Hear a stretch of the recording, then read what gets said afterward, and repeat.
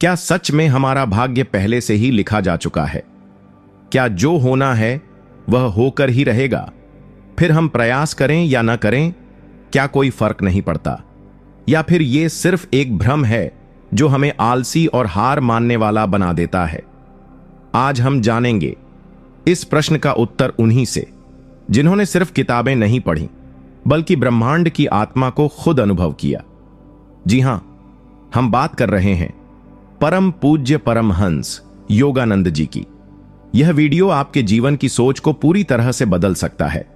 अंत तक जरूर देखिए, और अगर आप हमारे साथ आत्मज्ञान की इस यात्रा में हैं तो चैनल ज्ञान इन्फ्लुएंस को जरूर सब्सक्राइब कीजिए और कमेंट में बताइए क्या आप भाग्य को मानते हैं या नहीं।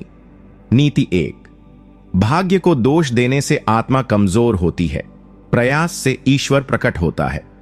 जब भी मनुष्य किसी कठिनाई में होता है तो उसकी पहली प्रवृत्ति होती है भाग्य को दोष देना। वह कहता है मेरे भाग्य में यही लिखा था, और यह सोचकर वह प्रयास छोड़ देता है।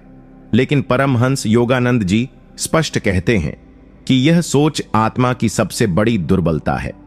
जब तुम अपने जीवन की बागडोर किस्मत के हाथों सौंप देते हो, तब तुम खुद को उस ब्रह्म शक्ति से काट देते हो जो तुम्हारे भीतर ही है। योगानंद जी बताते हैं कि भाग्य केवल उन कर्मों का संचित रूप है जिन्हें तुमने पहले बोया है, लेकिन वर्तमान प्रयास उस बीज को या तो फलने देता है या उसे जलाकर राख कर सकता है। आत्मा कभी भी बंधी हुई नहीं होती, वह केवल अपनी सोच में बंधी होती है। यदि तुम इस क्षण जागो, प्रयास करो और ईश्वर की ओर एक सच्चे हृदय से चलो, तो ब्रह्मांड की शक्तियां तुम्हारे मार्ग को स्वयं खोल देती हैं।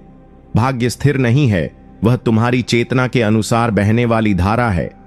यदि तुम इसे दोष देते रहोगे तो यह कीचड़ बन जाएगा, लेकिन यदि तुम इसे चुनौती दोगे तो यह जलप्रपात बनकर जीवन को जीवंतता देगा। इसीलिए याद रखो, भाग्य को नहीं, अपने प्रयास को गुरु बनाओ। नीति 2, जिस क्षण तुम भीतर की शक्ति को पहचान लेते हो, उसी क्षण भाग्य की सीमाएं मिटने लगती हैं। परमहंस योगानंद जी का मानना था कि इंसान का सारा दुख इस एक भ्रांति में छुपा है कि वह खुद को सीमित मानता है। जब मनुष्य यह सोचता है कि वह केवल एक शरीर है, एक नाम है, कुछ परिस्थितियों का शिकार है, तब वह अपने भीतर के दिव्य स्रोत को भूल जाता है। लेकिन जैसे ही वह ध्यान, मौन और आत्मनिरीक्षण के मार्ग पर चलकर अपने अंदर झांकता है, उसे धीरे धीरे एहसास होने लगता है कि वह तो वह चेतना है जो सीमाओं से परे है। और यह आत्मबोध ही वो क्षण होता है जहां भाग्य की दीवारें हिलने लगती हैं। योगानंद जी कहते हैं कि आत्मा कोई दीन प्राणी नहीं बल्कि ब्रह्म का ही अंश है, और ब्रह्म कभी किसी रेखा में नहीं बंधता। इसलिए जब आत्मा अपनी पहचान को फिर से पा लेती है तो वह अपने कर्मों के बंधन को केवल सह नहीं पाती बल्कि उसे बदलने की क्षमता भी अर्जित कर लेती है। यह बदलाव बाहर नहीं, भीतर शुरू होता है। जब मनुष्य कहता है अब मैं जाग गया हूं, तो ब्रह्मांड उत्तर देता है मैं तुम्हारे साथ हूं। इस तरह भाग्य की कठोर रेखाएं आत्मा के प्रकाश में पिघलने लगती है। नीति 3, ईश्वर पर विश्वास करना भाग्य बदलने का पहला कदम है। परमहंस योगानंद जी बार बार कहते थे कि सच्चा विश्वास एक ऐसी चाबी है जो नियति के बंद दरवाजे खोल देती है। लेकिन यह विश्वास अंधा नहीं होता, यह अनुभव की आग में तप कर निकला होता है। जब तुम जीवन की कठिन राहों पर चलते हो, जब चारों ओर से असफलताएं, दर्द और अकेलापन तुम्हें घेर लेते हैं, तब भी अगर तुम अपने भीतर यह पुकार सजीव रखो कि ईश्वर मेरे साथ है, तो वही विश्वास तुम्हारे भाग्य का मार्ग मोड़ देता है। योगानंद जी कहते हैं कि अधिकांश लोग तब तक विश्वास करते हैं जब तक चीजें उनके अनुसार चलती हैं, लेकिन सच्चा विश्वास वही है जो अंधकार में भी दीप बन जाए। जब आत्मा कहती है कि हे प्रभु, मैं तुझ पर भरोसा करता हूं चाहे कुछ भी हो, तब वह ईश्वर की कृपा को अपनी ओर आकर्षित करती है। और यही कृपा वह दिव्य शक्ति है जो सूक्ष्म स्तर पर तुम्हारे पुराने कर्मों को बदलने लगती है। यह भाग्य को मिटाती नहीं, लेकिन उसमें प्रकाश का रंग भर देती है। इसलिए यदि तुम सोचते हो कि तुम्हारा भाग्य कठिन है, तो सबसे पहले अपने विश्वास को दृढ़ करो, क्योंकि ईश्वर को पाने वाला कोई भी प्राणी कभी भी भाग्य का गुलाम नहीं रह सकता। नीति 4, जिसने अपने मन को जीत लिया उसने अपने भाग्य को भी जीत लिया। परमहंस योगानंद जी के अनुसार मन ही वह मैदान है जहां जीवन की असली लड़ाई लड़ी जाती है। यदि तुम अपने मन पर विजय नहीं पा सके तो बाहर की कोई शक्ति तुम्हें स्थायी सफलता या शांति नहीं दे सकती, क्योंकि मन ही वह कारखाना है जहां विचार बनते हैं और वही विचार हमारे कर्मों में बदलते हैं जो आगे चलकर भाग्य का रूप लेते हैं। इसलिए यदि तुम्हारा मन भय, शंका, आलस्य और हीन भावना से भरा है तो तुम्हारा भाग्य भी वैसा ही बनेगा, संकुचित, अस्पष्ट और बाधाओं से भरा हुआ। लेकिन अगर तुम अपने मन को अनुशासन, ध्यान, प्रार्थना और सकारात्मक ऊर्जा से भरते हो तो तुम अपने भाग्य की दिशा ही नहीं, उसकी प्रकृति को भी रूपांतरित कर सकते हो।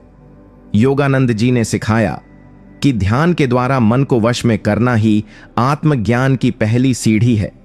जब मन शांत होता है तब आत्मा की शक्ति प्रकट होती है और जब आत्मा जागती है तो भाग्य उसके सामने झुक जाता है। इसलिए जिसने अपने भीतर के विचारों को बदलना सीख लिया, जिसने अपने मन को सजग और प्रभु केंद्रित बना लिया, उसने वास्तव में अपने जीवन की सारी सीमाओं को पार कर लिया। मन को बदलो, जीवन बदल जाएगा। यही सच्ची साधना है, जहां जीवन ही तपस्या बन जाए। तब तुम्हारा भाग्य पुराने लेखे जोखे से नहीं बल्कि उस वर्तमान भक्ति से बनता है, और जब कर्म में भक्ति घुल जाती है तब साधारण मनुष्य भी भाग्य का देवता बन जाता है। नीति 6, दुख को भाग्य मान लेना आत्मा के विकास को रोक देता है। परमहंस योगानंद जी कहते हैं कि संसार में दुख आना कोई दुर्भाग्य नहीं बल्कि आत्मा के परिष्कार की एक दिव्य प्रक्रिया है। लेकिन समस्या तब होती है जब हम उस दुख को स्थायी मान लेते हैं और उसे अपने भाग्य की पहचान बना लेते हैं। यह सोच आत्मा की उड़ान को रोक देती है। मनुष्य कहता है, मेरे जीवन में तो हमेशा ऐसा ही होता है, शायद मेरी किस्मत ही खराब है, और यही विचार उसे और गहरे अंधकार में ले जाता है। योगानंद जी स्पष्ट करते हैं कि दुख केवल तुम्हारे पिछले कर्मों का फल नहीं है बल्कि वह अवसर भी है जिससे तुम अपने भीतर की ताकत को पहचान सकते हो। जब तुम दुख को चुनौती की तरह लेते हो, जब तुम यह कहते हो कि मैं इस पीड़ा से कुछ सीखूंगा, इससे ऊपर उठूंगा, तभी तुम अपने भाग्य को बदलने की दिशा में पहला कदम उठाते हो। दुख आत्मा के लिए वह आग है जिसमें अहंकार, भय और आश्रित भाव जलते हैं। लेकिन अगर तुम इस आग से डरकर पीछे हट गए तो आत्मा निखरेगी नहीं। इसीलिए जब जीवन तुम्हें दुख दे तो उसे भाग्य की मार नहीं, ईश्वर की पुकार समझो, जो तुम्हें बुला रहा है उठने के लिए, जगने के लिए और अपने वास्तविक स्वरूप को जानने के लिए। नीति 7, जो स्वयं को अज्ञानी समझकर सीखने को तैयार है वही भाग्य से ऊपर उठ सकता है। परमहंस योगानंद जी बार बार कहते थे कि आत्मा का विकास तब शुरू होता है जब मनुष्य अपने भीतर विनम्रता की लौ जलाता है। लेकिन अफसोस, हम में से अधिकतर लोग जीवन में जो कुछ हमारे साथ होता है उसे लेकर अभिमान या हताशा में डूब जाते हैं। हम या तो सोचते हैं कि मुझे सब आता है, या फिर यह मान लेते हैं कि मेरे साथ तो कुछ अच्छा हो ही नहीं सकता। इन दोनों ही स्थितियों में हम सीखने और आत्मोन्नति की शक्ति को खो देते हैं। योगानंद जी कहते हैं कि जब कोई व्यक्ति अपने अनुभवों को गुरु मानकर, अपने कर्मों की जिम्मेदारी लेकर और अपने विचारों को फिर से देखने की तैयारी करता है, तब ब्रह्मांड उसके पक्ष में काम करने लगता है। सीखने की ललक एक ऐसी शक्ति है जो सोई हुई आत्मा को जगा सकती है। जब तुम यह कहो कि मैं जानता नहीं पर जानना चाहता हूं, तो तुम भाग्य की जंजीरों को ढीला कर देते हो। ऐसी विनम्रता ईश्वर को प्रिय है, क्योंकि वही आत्मा जो सीखने को तैयार है वह ही निखरने के लिए खुला है, और खुला मन ही वह द्वार है जहां भाग्य रुकता नहीं बदलता है। इसलिए जो स्वयं को अज्ञानी माने वह ईश्वर के ज्ञान से भर जाता है। नीति 8, चिंता भाग्य को और उलझाती है जबकि शांति उसे सुलझाती है।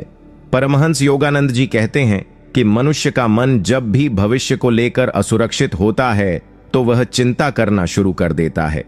वह सोचता है कि क्या होगा अगर सब बिगड़ गया, तो क्या मैं सफल हो पाऊंगा, और इन विचारों की निरंतर धारा उसे इतना जकड़ लेती है कि वह अपनी वर्तमान शक्ति को ही भूल जाता है। चिंता वह आत्मिक बादल है जो चेतना के सूर्य को ढक देता है।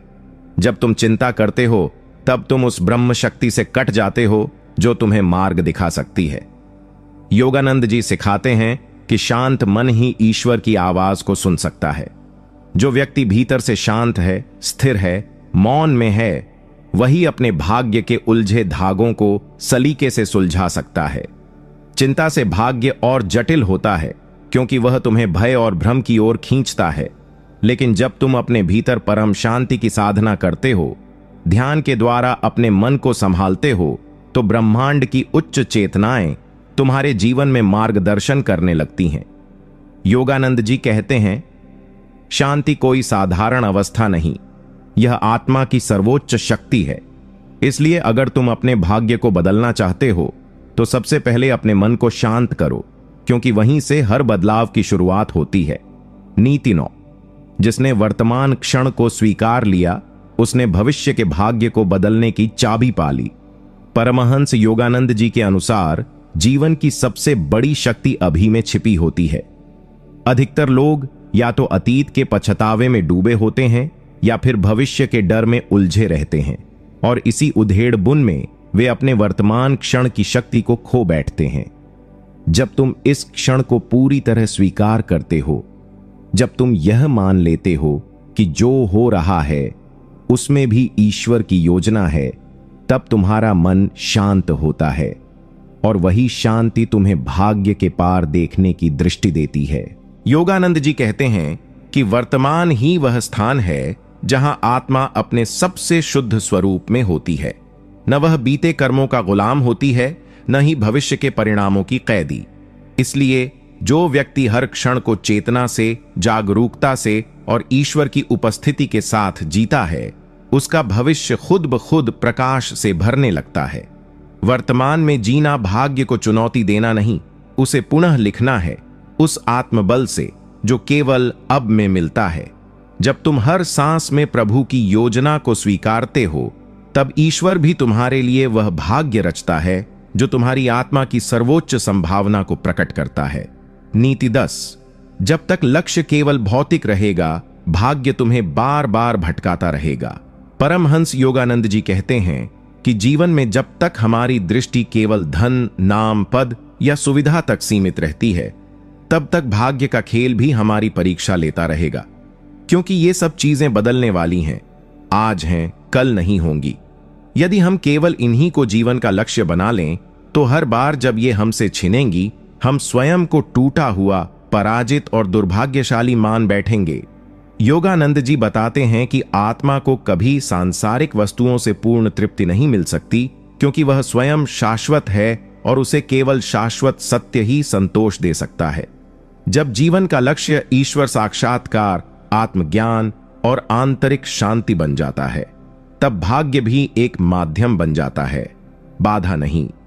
जो व्यक्ति अपने उद्देश्य को भक्ति, सेवा और आत्मिक विकास में रखता है, उसका भाग्य भी उसी दिशा में कार्य करने लगता है, क्योंकि तब तुम्हारा जीवन ब्रह्मांड के उच्च कंपन से मेल खाता है, और तब हर घटना, इवन दुखद, तुम्हें ऊंचाई की ओर ले जाती है। इसलिए यदि तुम चाहते हो कि भाग्य तुम्हारा सहयोगी बने, तो अपने लक्ष्य को क्षणिक सुख से उठाकर अनंत शांति की ओर मोड़ दो। तभी तुम्हारे कर्म, प्रयास और ईश्वर की कृपा एक साथ चलेंगे। नीति 11। असली भाग्य वह है जो भीतर से जागा हुआ हो, बाहर की परिस्थितियां नहीं। परमहंस योगानंद जी बार बार यह स्पष्ट करते हैं कि बाहरी परिस्थितियां चाहे कितनी भी विपरीत क्यों ना हो, उनका हमारे असली भाग्य से कोई स्थायी संबंध नहीं होता, क्योंकि जो कुछ बाहर घट रहा है, धन की स्थिति, रिश्तों की जटिलता, शरीर की बीमारी या समाज की उपेक्षा, वह केवल हमारी पुरानी चेतना की छाया है। असली भाग्य वह है जो आत्मा के भीतर स्थित होता है, जो परमात्मा से सीधे जुड़ा हुआ है। योगानंद जी कहते हैं कि जब आत्मा भीतर से जाग जाती है, जब वह जान लेती है कि मैं शरीर नहीं, मैं चेतना हूं, तब वह बाहर के उतार चढ़ाव से प्रभावित नहीं होती, बल्कि उन पर शासन करने लगती है। यह जागरूकता ही सबसे बड़ा सौभाग्य है, क्योंकि जागा हुआ मनुष्य परिस्थिति बदलने की प्रतीक्षा नहीं करता, वह अपने दृष्टिकोण को बदलता है और वहीं से उसका भाग्य भी पलटना शुरू करता है। यदि बाहर सब कुछ अच्छा है लेकिन भीतर भय, द्वेष या अज्ञान छिपा है तो वह भाग्य नहीं, एक धोखा है। पर यदि बाहर संघर्ष है लेकिन भीतर साहस, शांति और ईश्वर की स्मृति जल रही है तो वह असली भाग्य है, क्योंकि वही आत्मा को मोक्ष की ओर ले जाता है। इसलिए अगर भाग्य को बदलना है तो भीतर की आंख खोलो, वहीं से सब शुरू होता है। नीति 12। गुरु की कृपा से भाग्य के बंद द्वार भी खुलने लगते हैं। परमहंस योगानंद जी के जीवन में गुरु का स्थान ईश्वर से भी ऊपर था, क्योंकि उनके अनुसार जब आत्मा संसार में भटकती है तब गुरु ही वह प्रकाश होता है जो उसे मार्ग दिखाता है। भाग्य की जंजीरें चाहे कितनी भी मजबूत क्यों न हो, यदि मनुष्य सच्चे समर्पण और श्रद्धा के साथ गुरु के चरणों में झुकता है तो उन जंजीरों की शक्ति धीरे धीरे क्षीण हो जाती है। योगानंद जी स्वयं अपने गुरु श्री युक्तेश्वर गिरी की कृपा से ही आत्मज्ञान के शिखर तक पहुंचे थे।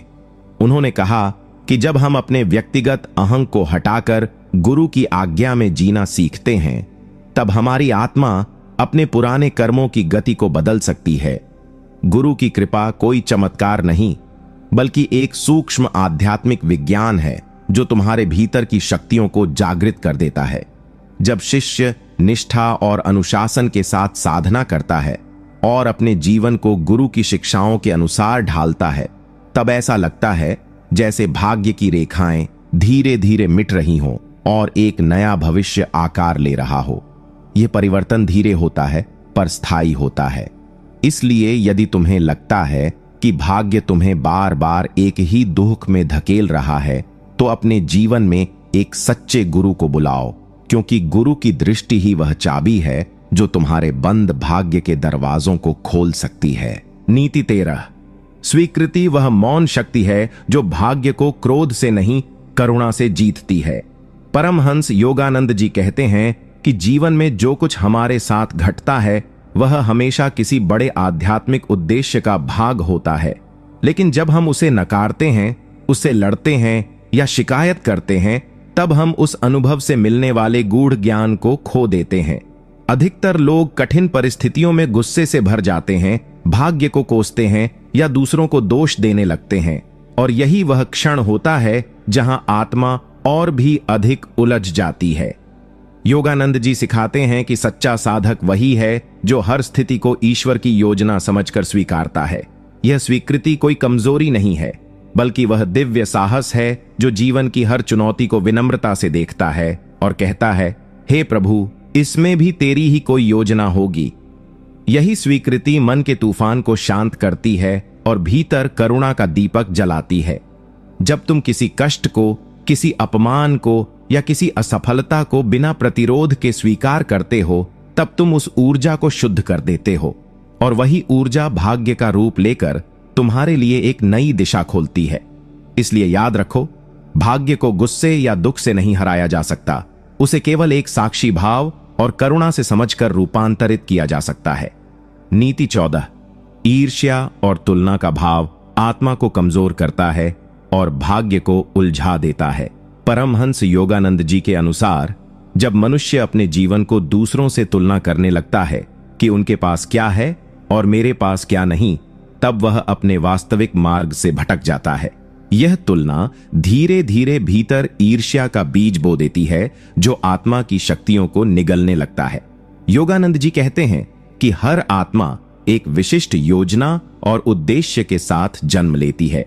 तुम्हारा जीवन, तुम्हारा संघर्ष, तुम्हारी राह, यह सब किसी और की नकल नहीं, बल्कि तुम्हारे लिए सजीव रूप से चुना गया दिव्य मार्ग है। लेकिन जब तुम उसे छोड़कर दूसरों के जीवन को देखकर दुखी होते हो, तब तुम न केवल अपनी ऊर्जा खोते हो, बल्कि अपने भाग्य को भी भ्रमित कर देते हो।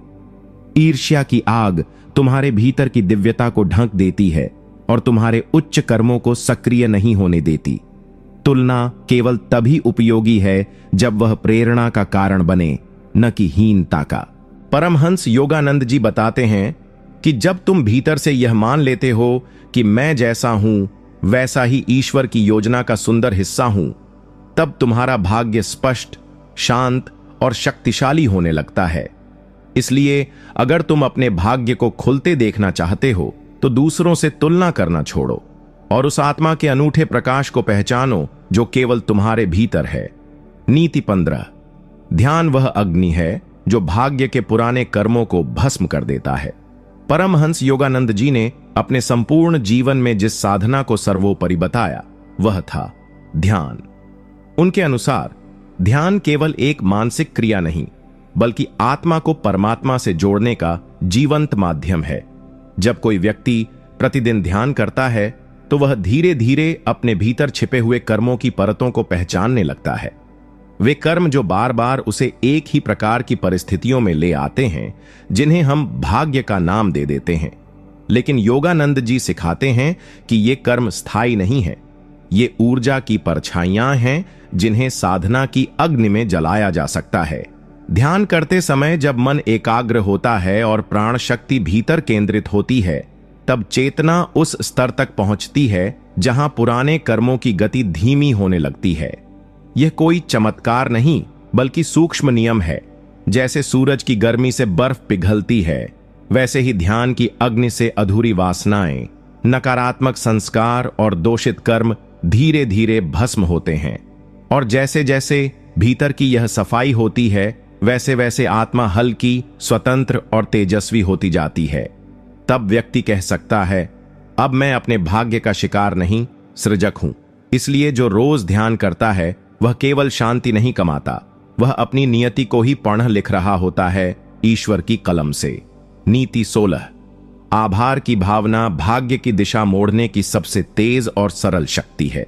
परमहंस योगानंद जी कहते थे कि जो आत्मा हर परिस्थिति में आभार प्रकट करना सीख लेती है, वह ईश्वर से सीधे जुड़ जाती है।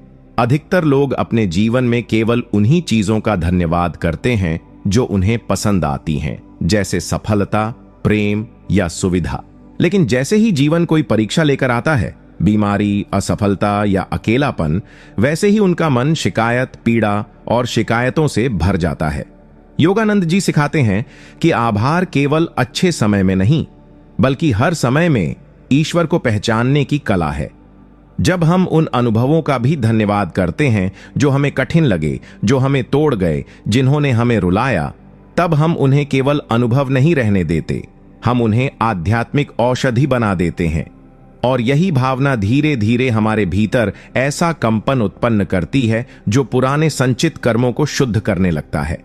क्योंकि जब आत्मा कहती है, हे प्रभु, जो तूने दिया उसमें भी तेरा प्रेम है, तब भाग्य एक नई गति से बहने लगता है।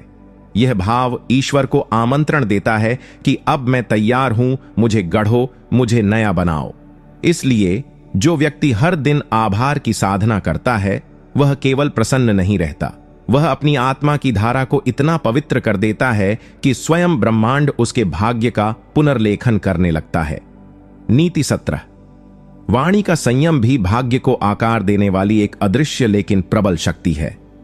परमहंस योगानंद जी कहते हैं कि शब्द केवल ध्वनि नहीं होते, वे ऊर्जा हैं, कंपन हैं, और हर शब्द जो तुम बोलते हो वह ब्रह्मांड में एक बीज की तरह बो दिया जाता है। अधिकतर लोग सोचते हैं कि भाग्य हमारे कर्मों से बनता है, लेकिन वे यह नहीं समझते कि वाणी भी कर्म है और वह सबसे सूक्ष्म और शक्तिशाली कर्मों में से एक है। जब तुम बार बार अपने बारे में, अपने जीवन के बारे में या दूसरों के बारे में नकारात्मक बातें कहते हो, जैसे मेरे भाग्य में नहीं है, मैं कभी सफल नहीं हो पाऊंगा, मेरे साथ हमेशा बुरा ही होता है, तब ये शब्द धीरे धीरे तुम्हारे ही भाग्य की दीवारों पर लिखे जाने लगते हैं। योगानंद जी सिखाते हैं कि जितनी शक्ति ध्यान में है, उतनी ही शक्ति मौन और जागरूक वाणी में भी है। जब तुम अपनी वाणी को आशीर्वाद में बदल देते हो, जैसे मैं ईश्वर की संतान हूं, मेरे जीवन में सब कुछ अच्छा हो रहा है, हर परिस्थिति मुझे ऊंचा उठा रही है, तब तुम्हारा भाग्य भी उसी चेतना के अनुरूप बदलने लगता है। संयमित वाणी न केवल दूसरों को ऊर्जा देती है, बल्कि तुम्हारे ही चारों ओर ऐसा आध्यात्मिक वातावरण तैयार करती है जिसमें दुर्भाग्य टिक ही नहीं पाता। इसलिए अगर तुम अपने भविष्य को प्रकाशमय बनाना चाहते हो, तो अपने शब्दों को साधना बनाओ, क्योंकि यही वो सूक्ष्म यंत्र है जिससे भाग्य की दिशा मोड़ी जा सकती है। नीति 18। स्वप्न देखने की शक्ति ही भाग्य रचने की पहली ज्योति है। परमहंस योगानंद जी ने एक गहरी बात कही थी कि जो आत्मा सपने देखना छोड़ देती है वह धीरे धीरे अपने ही भाग्य की कैदी बन जाती है। मनुष्य जब बार बार असफलताओं, अपमानों या कठिन परिस्थितियों से गुजरता है तो वह एक भ्रम पाल लेता है कि मेरे जीवन में कुछ विशेष नहीं हो सकता, और यहीं से आत्मा की चेतना सीमित होने लगती है। लेकिन योगानंद जी बताते हैं कि हर आत्मा ईश्वर की योजना का एक दिव्य बीज है, और वह बीज अपने भीतर असीम संभावनाओं को लिए हुए है। जब कोई व्यक्ति विश्वास और आत्मबल के साथ एक बड़ा सपना देखता है, न केवल अपने लिए बल्कि मानवता, प्रेम, सेवा या आत्मोन्नति के लिए, तब ब्रह्मांड की शक्तियां उसकी सहायता में जुट जाती हैं। सपना देखना कोई कल्पना नहीं, यह आत्मा की उड़ान की तैयारी है। अगर तुम्हारे भीतर कोई इच्छा बार बार जन्म ले रही है जो सत्य, भलाई और आत्मिक विकास से जुड़ी है, तो समझ लो कि वह ईश्वर द्वारा भेजा गया संकेत है जिसे पूरा करने के लिए तुम्हें जीवन मिला है। जब तुम अपने सपनों को पवित्र उद्देश्य में बदल देते हो और निष्ठा से उसकी ओर चलते हो, तब भाग्य पीछे पीछे नहीं चलता बल्कि तुम्हारे आगे रास्ते बिछाने लगता है।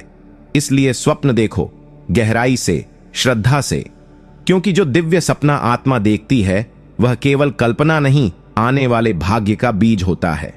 नीति 19। सेवा का मार्ग वह रहस्य है जो भाग्य को मौन में बदल देता है। परमहंस योगानंद जी कहते हैं कि जब मनुष्य केवल अपने लिए जीता है तो उसका भाग्य एक सीमित दायरे में बंधा रहता है